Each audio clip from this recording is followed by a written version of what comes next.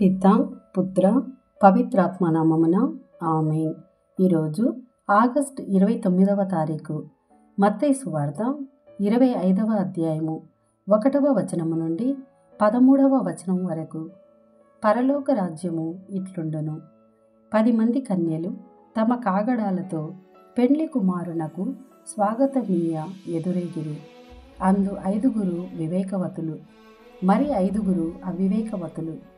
అవివేకవతులు తమ కాగడాలతో పాటు నూనెను తీసుకొని పోలేదు. వివేకవతులు తమ కాగడాలతో పాటు పాత్రలో నూనెను తీసుకొని పోయిరి. పెండ్లి కుమారుని రాక ఆలస్యము కాగా వారెల్లరూ కునికిపాట్లు పడుతూ నిద్రించుచుండిరి.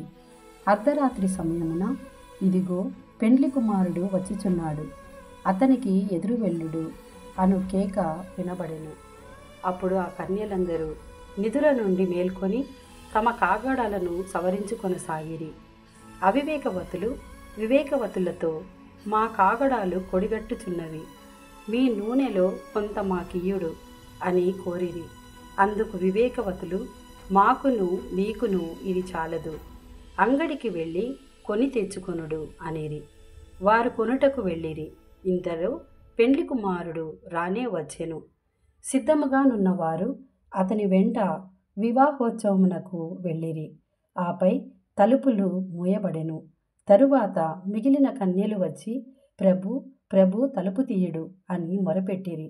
ఆయన, నేను మిమ్ము ఎరుగనని నిశ్చయముగా చెప్పుచున్నాను అనెను. కనుక మెలకువతో ఉండుడు, ఏలెన ఆ రోజును ఆ గడియయును మీరెరుగరు. ఇది ప్రభుని వాక్కు. సర్వేశ్వరునికి వందనములు.